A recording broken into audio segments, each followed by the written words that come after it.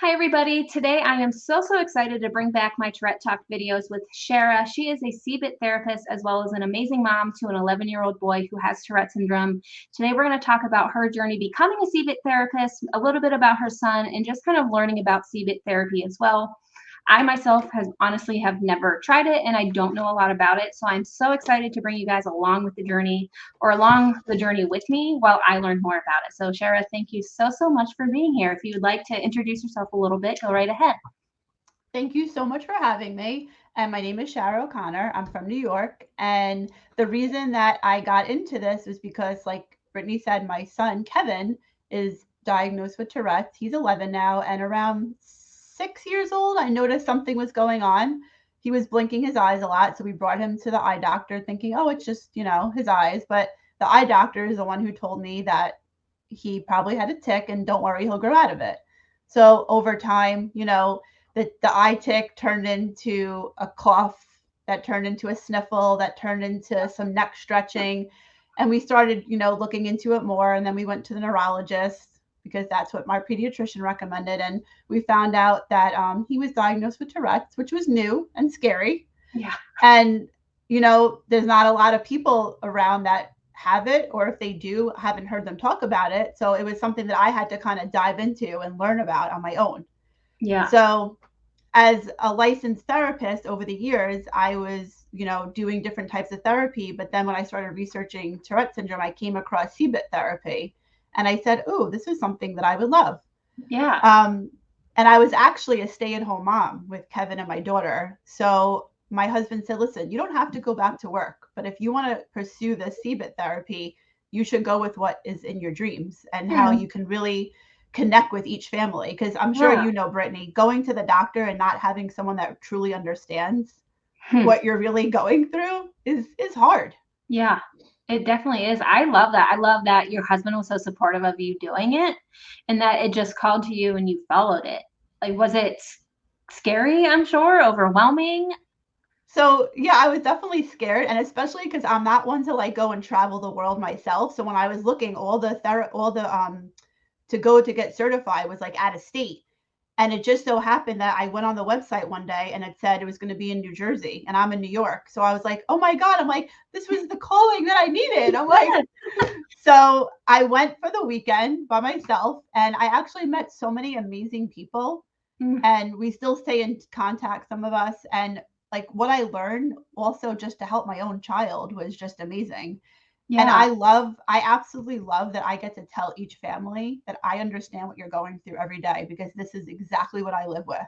Yeah. So, That's amazing. That's incredible. yeah. Um, so when your son was diagnosed, like I'm assuming like you probably like I can't imagine you ever imagined like this would be the route that you would go down. Like it would lead No. to you helping so many other families and people with Tourette syndrome. No, And a fun fact is that I always wanted to work in like the court system. I love the court. So I did do that prior to having kids. And I always thought like that's where I was going to be. Like I was going to stay in the court system. I worked with drug and alcohol. And yeah, then I don't think anyone ever thinks where their life is going to actually end up from where you started, right? yeah, yeah, So I always say he's my inspiration as to like what my life calling was. yeah, And I just feel like when you can truly connect with people, it makes your job not a job. yeah, 100%. And that it means something to so many people too, I'm sure. I'm sure you have felt that from parents or just from the who you're working with too. I Like, mean, I call them clients, patients, but in the end, to be honest, Brittany, I feel like they're my family in the ugh, end because we spend so much time together and I really get to know them. And it's like you build such a relationship with them. And I still stay in contact with even the first people that I started working with because, like, I'm invested in wanting to make sure that they're still doing okay, you yeah, know? that's So, amazing. That's yeah, incredible. So I love it. good. And I can tell by the way you talk about it and the way you light up when you talk about it. So that means Thank something you. to me too as a person. So if you would, can you just explain for people that don't know? I mean, I know the kind of basis about it, but what is CBIT therapy? So basically, CBIT therapy's only been around for 20 years, which I Oh know it wow. sounds like a lot, but it's not really. Like, Yeah. um, so years ago, there's something called HRT, habit reversal therapy, where Yeah. people would use that for like OCD and stuff. Hmm. And the Tourette's Association, like the psychologists there and the doctors there, they said, well, if that can work for that population, then maybe we can take that idea and we can help people that have Tourette's because they have something they're dealing with, and maybe we can help them turn it around and figure out like a competing responses, which what we do, and I'll explain that. So they came together in a room, and it took them a while, and they came up with this therapy. So it stands for Comprehensive Behavioral Intervention for Tics. Okay. I know it's like the longest thing ever when I tell people, like, what does that stand for? And I'm like, okay. No wonder we call it CBIT instead. Right? So what we do is we're training the patient to actually be more aware of their tics. Okay. So in the therapy, we train them to be more aware of their tics, and then we train them to do a competing response. And it's something that will prevent them from doing the tic, and it's something that's less noticeable and less painful because like we know in the tic world, some of our tics could be really painful. Yeah. Or they could be something where people are embarrassed about, like if you can't stop yelling, let's say a certain name or obscenities. And then a lot of it's called function-based intervention, where we're isolating different factors in their life that could maybe bring about anxiety and trying to make it better. Like I've come down to the fact where we can find like a kid that I work with, it could be one class with one teacher that's been causing them so much anxiety. And just by the mom talking to the school and changing that class, their tics like dramatically went down. Yeah. So, I mean, and I'm sure I'm not the expert. I don't have this. You are, because you're the one that lives with this. But I'm sure you can attest where there's different times in your life where when you were in a situation that brought about a lot of anxiety, that your tics were so much more heightened. Yeah. Oh, 100%. I can think of stuff right off the top of my head right now where some stuff I put myself in. So like my husband and I, we go to, we're in Northeast Ohio, so we go to Cleveland Cavalier games a lot. And my tics get heightened at first because I'm overstimulated when we're walking around and there's so many people, and I have foot kicking tics and I'm afraid I'm going to kick somebody and you never know what they're going to say. Or if I'd be like, oh, I'm so sorry, I didn't mean to, I have Tourette's. Like you go through all these thoughts. I'm sure anybody watching with anxiety can understand that tunnel that you go down. But I enjoy the games itself, and especially because I take a lot and it's embarrassing, but I also know like there's so many people just trying to get places. I'm like, they don't even see anything that I'm doing right now, or they can't hear me, whatever it might be. So like that helps in a sense, but it is still the overstimulation. But obviously there's other situations as well. Like when it storms really bad, my tics get crazy, or in certain areas, like in school, there were teachers that I felt less comfortable with where I tried to suppress more. At work, when I had to go into the office, it was bad because it made my tics 10 times worse because I didn't want to tick around all of these people all day long, 8 hours, and then I had to go drive home and it got dangerous. So definitely can see that. And I am very interested in what you said, and I'm missing the words, but about like trying to have something that counteracts it. And the only thing that I could relate it to myself, because I haven't had done CBIT before. So I have a foot kicking tic that I mentioned, and I do it all the time when I'm walking, like constantly. And when I have recently gotten into running a little bit, which is a sentence I've never thought I would ever say in my entire life, but I'm trying to. Awesome. Yeah, thank you. And exercise does help me. It's a place where I tick a lot less, especially the more I'm doing it, and it helps my tics throughout the day as well and everything else. So that's been wonderful.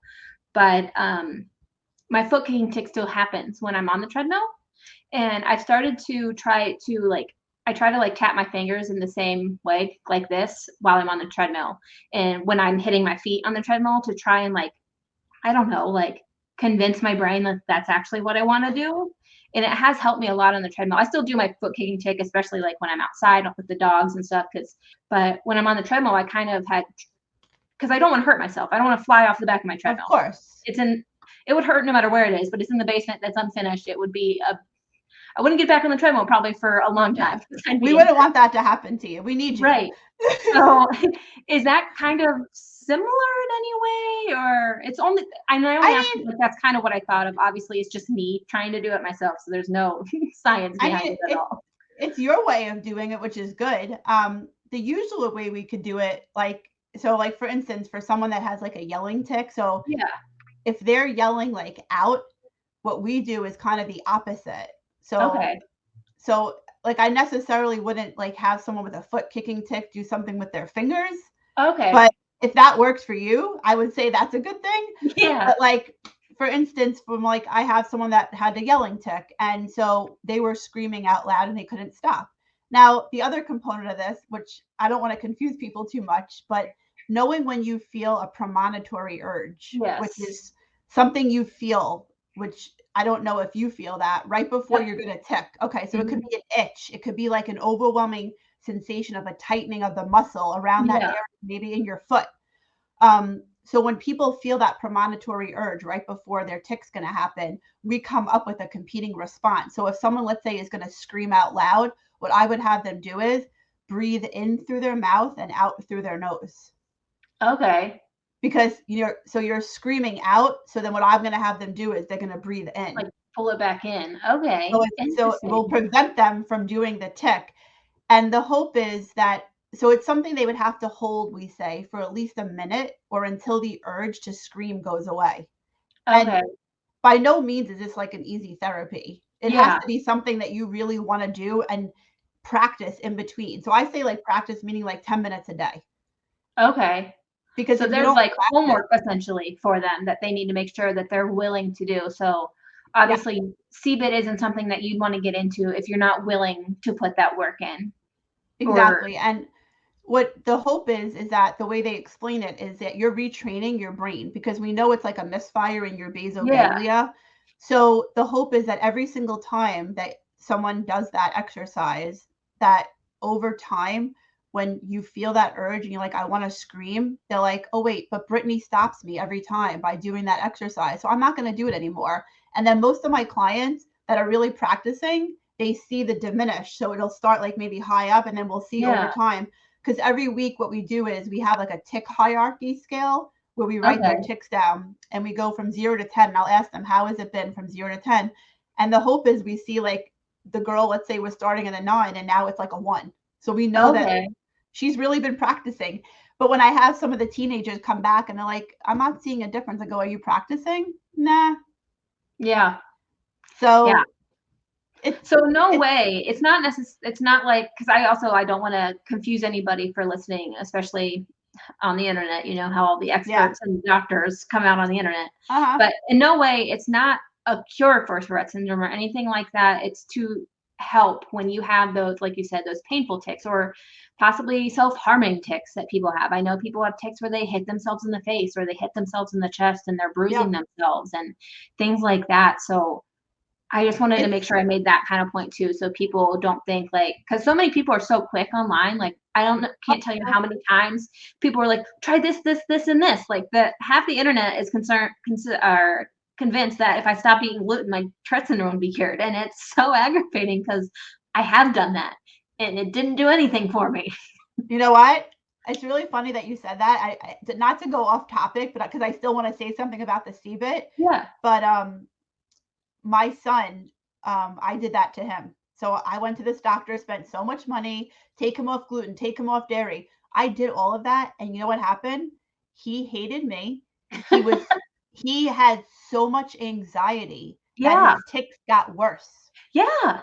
So I talk to so many parents that they say, what do you think about the whole gluten and the dairy thing? And I just tell them my experience. I say, listen, you have to do what's best for your child. Yep. But what I'm telling you from what I did and what I've heard, it's going to cause them so much more anxiety.